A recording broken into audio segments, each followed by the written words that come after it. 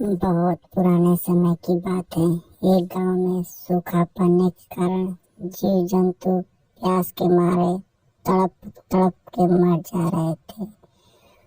वहां के राजा इतने परेशान थे कि वह मजदूरों से गड्ढा खुदवा रहे थे कि पानी की एक बूंद हम लोग को मिल जाए। बहुत गड्ढा खोदने के बाद भी एक बूंद पानी उस गड्ढे में से नहीं निकला। राजा बहुत परेशान थे। बाबा, मैं क्या करूं? मैं बहुत परेशान हूं। इस बार सूखा पड़ने के कारण सभी जीव जंतु प्यास के कारण मर रहे हैं और मैं कुछ भी नहीं कर पा रहा हूं। आखिर मेरे खुदाए गए तालाब में पानी क्यों नहीं निकल रहा है? बाबा, इसका कोई उपाय बताओ। महाराज, इसका उपाय तो है, लेकिन उपाय बहुत ही कठिन है। बाबा, आप मुझे बताइए कि वह क्या उपाय है। मैं इन जीवों को इस प्रकार मरते हुए नहीं देख सकता। मैं इन्हें बचाने के लिए कुछ भी कर सकता हूँ। बस आप मुझे उपाय बताइए। तो सुनिए महाराज, इस तालाब में पानी आ सकता है यदि आप अपने बड़े बेटे या फिर बड़ी बहू की बलि इस तालाब पर दें, तो इस तालाब में पानी आ सकता है। महारानी जी, साधु बाबा ने बताया है तालाब में पानी तो निकल सकता है, लेकिन तालाब पर अपने बड़े बेटे या फिर बड़ी बहू की बलि देनी पड़ेगी। अब तुम ही बताओ, मैं क्या करूं? महाराज, हम अपनी बहू की बलि दे देते हैं। अगर बेटा जीवित रहेगा तो दूसरी बहू भी आ जाएगी।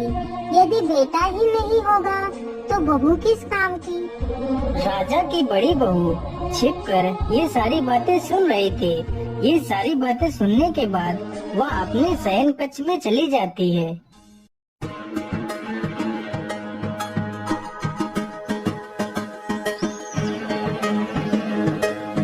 अरे रूपमती, आज तुम इतना उदास क्यों हो?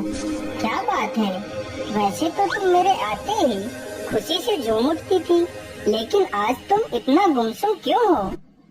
क्या बताऊं स्वामी, दुखी इसलिए हूँ कि हमारा तुम्हारा साथ बस यही तक था। क्या मतलब? मैं कुछ समझा नहीं। तुम कहना क्या चाहती हो? स्वामी, पिताश्री ने जो तालाब खुदवाया है उसमें पानी नहीं निकल रहा है, तो साधु बाबा ने मेरी बलि चढ़ाने को कहा है, जिससे तालाब में पानी आ जाएगा और सुबह ही मेरी बलि चढ़ाई जाएगी। इसीलिए मैं दुखी हूँ। अरे रूपमती, तो इसमें इतना दुखी होने की क्या आवश्यकता है? तुम आराम से खाना खाओ। हम लोग आज रात में ही यहाँ से भाग जाएंगे। आधी रात होते ही वह दोनों चुपचाप वहाँ से निकल जाते हैं।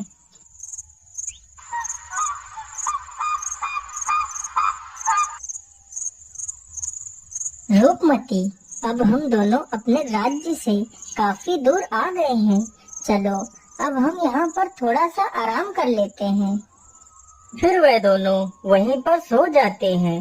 तभी एक सर्प आकर रूपमती के पैर में डस लेता है।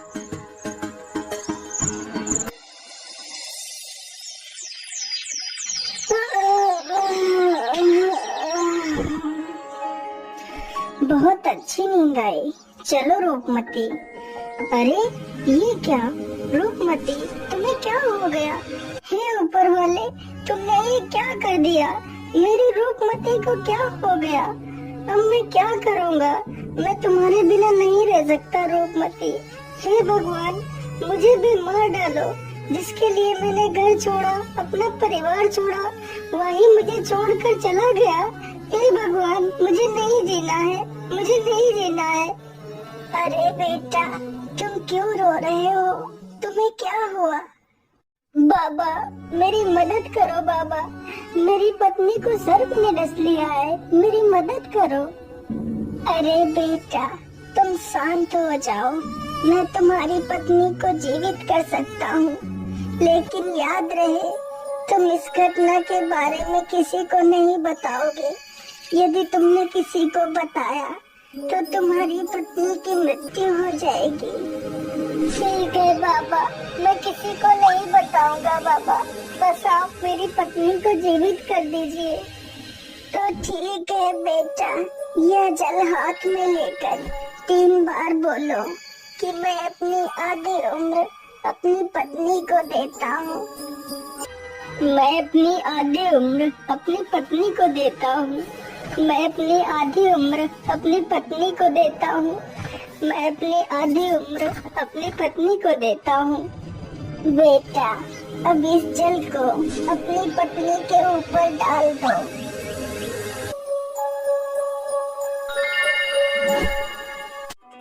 अरे कितना समय हो गया और मैं सोती ही रही और आपने मुझे जगाया तक नहीं। इतनी देर में तो हम बहुत दूर निकल जाते। कोई बात नहीं रूपमती, चलो अब चलते हैं।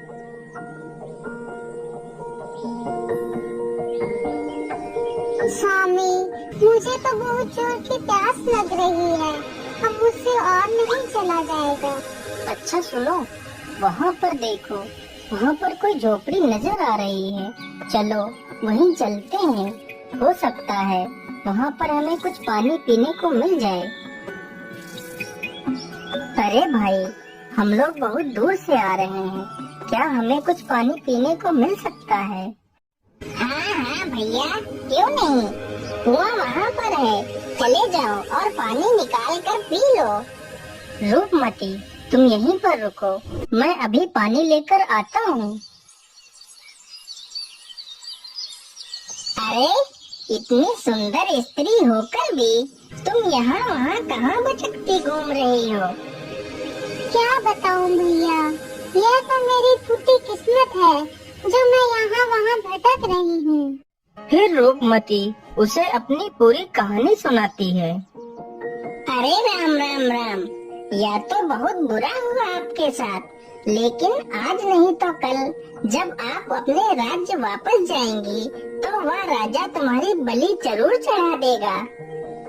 क्या करूं भैया, अकेले तो कहीं भागकर भी तो नहीं जा सकती हूँ। मेरी मानो तो तुम अपनी जान के लिए कोई भी खतरा मोल न लो। तुम अपने पति को मार दो और मेरे साथ यहाँ पर रह लो।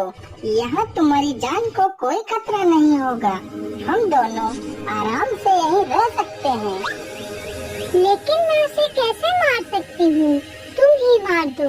अरे नहीं नहीं, पति तुम्हारा है तो मारना भी तुम्हें ही पड़ेगा। अच्छा ठीक है, मैं कोशिश करती हूँ। फिर वह पीछे से जाती है और राजकुमार को कुएं में धक्का दे देती है। राजकुमार कुएं में गिर जाता है। उन दोनों को लगा कि राजकुमार पानी में डूब गया है। अरे चलो चलो, यहाँ से भाग चलो, हम लोग कहीं दूसरी जगह चलते हैं। पूरी रात राजकुमार कुएं में लटका रहता है।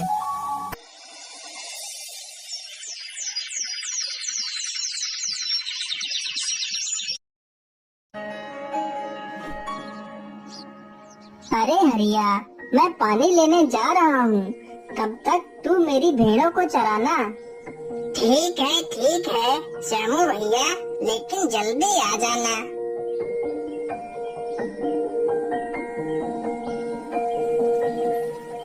श्यामू जैसे ही अपना घड़ा कुएं में लटकाता है, तभी राजकुमार रस्सी को पकड़ लेता है। अरे कौन है कुएं में? छोड़ दो मेरा घड़ा। नहीं भैया, मैं आपका घड़ा ऐसे नहीं छोड़ूंगा, पहले आप मुझे बाहर निकाल दो। अरे भाई, तुम हो कौन? पता नहीं तुम कोई भूत प्रेत ही हो और मैं तुम्हें बाहर निकालूं तुम मुझे ही खा जाओ। नहीं भैया, मैं भी तुम्हारी तरह इंसान हूँ। मैं रात के अंधेरे में गलती से गिर गया हूँ। भैया मुझे बाहर निकाल लो। अच्छा ठीक है, मैं अभी आपको बाहर निकालता हूँ।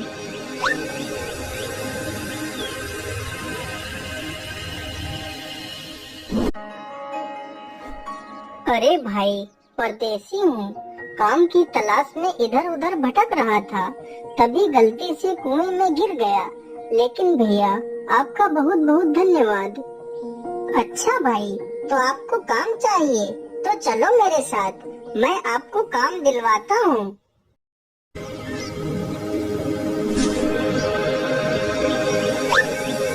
मैं तुम्हें काम पर तो रख सकता हूँ, लेकिन तुमने काम में जरा सी भी बेईमानी की तो मैं तुम्हें बिना किसी तनख्वाह के धक्के मारकर बाहर निकाल दूंगा।